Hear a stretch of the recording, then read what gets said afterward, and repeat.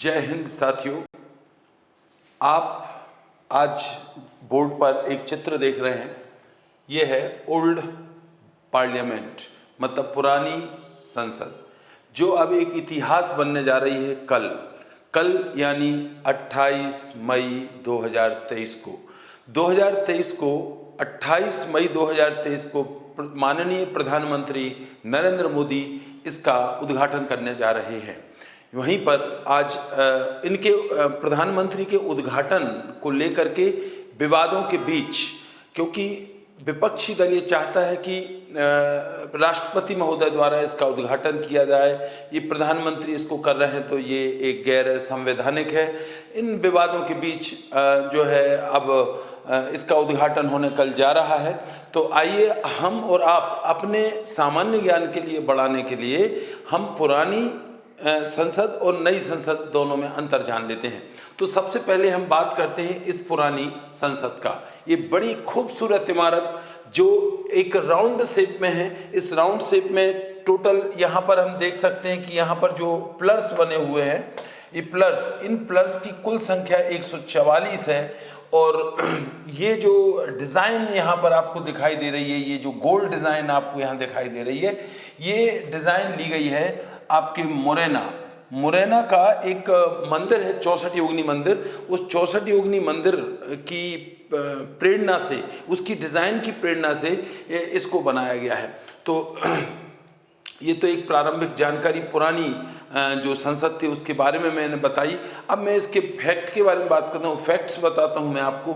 नई और पुरानी दोनों जो आपकी पार्लियामेंट्स हैं, इनके अंतर वाला। सबसे पहले बात करते हैं कि इसका जो निर्माण था, पुरानी जो संसद थी इसका निर्माण था, ये अपन देखें कि इसकी नींव रखी गई थी 12 फरवरी 1921 में। और इसकी नींव रखने वाले व्यक्ति थे जो प्रिंस ड्यूक ऑफ कन्नौज।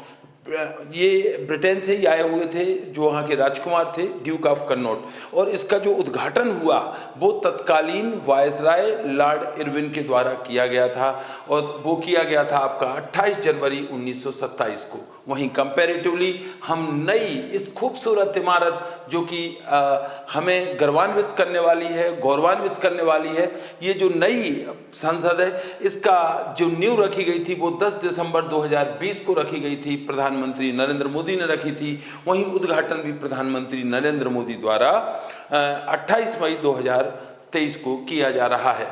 वहीं पर अब अपन दूसरे फैक्ट पे बात करें कि निर्माण कार्य में जो समय लगा, यदि हम देखें उस पुरानी जो संसद थी उसके निर्माण कार्य में 6 साल का समय लगा।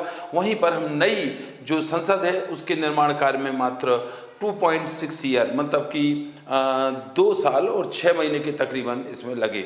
वहीं पर हम इनके आर्किटेक्चर की बात करें कि पुरानी जो संसद थी इसके आर्किटेक्ट कौन थे, तो इसके थे Edwin Lutyens and Herbert Baker. तो Edwin Lutyens and Herbert Baker ने न केवल संसद की बल्कि और भी जो इमारतें हैं दिल्ली में उनका आर्किटेक्चर या वास्तु किया था। इसलिए नई दिल्ली को, उस क्षेत्र को लुटियंस दिल्ली भी कहा जाता है। वहीं पर हम बात करते हैं इसके वास्तुकार की। जो नई पार्लियामेंट है इसके वास्तुकार गुजरात की एक कंपनी है HCP, उसके द्वारा इसका डिजाइन्स, इसके द्वारा इसका वास्तु किया गया था। लेकिन इसके एक मुख्य वास्तुकार भी थे जिनका नाम था बिमल पटेल, और बिमल पटेल को पद्मश्री से भी नवाजा जा चुका है। वहीं पर हम देखें इसका जो ठेका मिला था वो मिला था टाटा प्रोजेक्ट्स को। तो ये तो बात हुई किसकी इसके वास्तुकारों की। अब इसके बाद में हम बात करते हैं कैपेसिटी। तो ये आखिर नई जो संसद थी, नई पार्लियामेंट थी, इसको बनाने की आवश्यकता क्या पड़ी। तो हम जानते हैं कि प्रत्येक जनगणना के बाद में परिसीमन किया जाना चाहिए, ऐसी व्यवस्था है।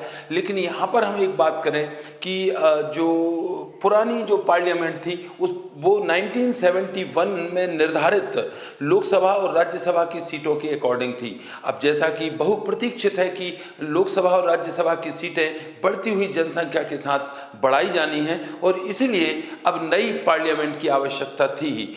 तो अब मौजूदा सरकार ने ये एक बहुत बड़ी चुनौती को स्वीकार किया, रिकॉर्ड समय में इस नई पार्लियामेंट को बना करके तैयार किया।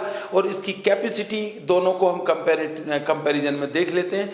तो जहां पुरानी जो पार्लियामेंट थी उसकी लोकसभा का जो सदन था उसमें 550 उसकी बैठक क्षमता थी, वहीं राज्यसभा में बैठक क्षमता 250 थी। वहीं पर हम नई पार्लियामेंट का देखें तो लोकसभा में बैठक की जो क्षमता है लोकसभा में वो है 888, मतलब 888। वहीं राज्यसभा में बैठक की क्षमता है 384 सीट्स बनाई गई हैं। और एक ज्वाइंट सेशन के लिए जिसमें सभी सदस्य आकर बैठ सकें उसमें 1272 सीट्स बनाई गई हैं।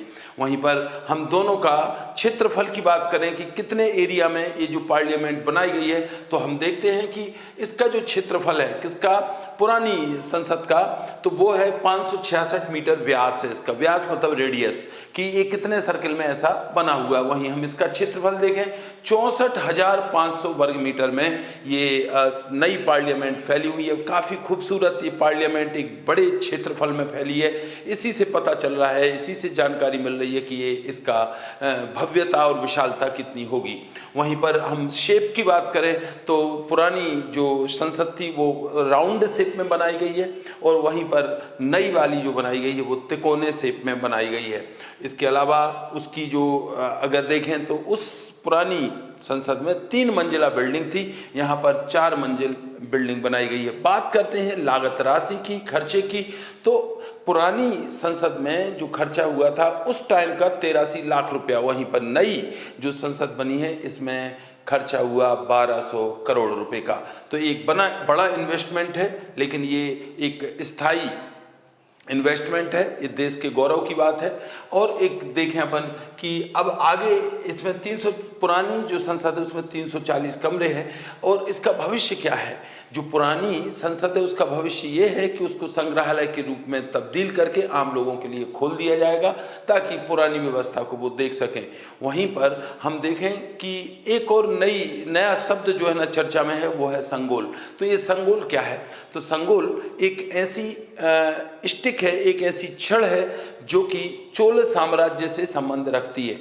आपने यदि इसका चित्र देखा हो तो इसमें चांदी से बनाई गई एक छड़ है जिसके ऊपर वाले भाग में एक बैठा हुआ नंदी है और ये चोल साम्राज्य में सत्ता हस्तांतरण का प्रतीक माना जाता था। जब भी कोई नया राजा बनता तो पुराना राजा इस संगोल को सत्ता हस्तांतरण के रूप में सांकेतिक तौर पर उसको गिफ्ट करता। तो ये एक परंपरा थी, हालांकि ये कोई राष्ट्रीय या नेशनल परंपरा नहीं है, परंतु जब अंग्रेज हिंदुस्तान छोड़कर जा रहे थे तब मात्र आज़ादी के 15 मिनट पहले ही उन्होंने इस छड़ को सत्ता हस्तांतरण के रूप में तत्कालीन प्राइम मिनिस्टर जो बनने वाले थे पंडित जवाहरलाल नेहरू को दिया था और ये इस बात का प्रतीक था कि सत्ता हस्तांतरण हुआ है।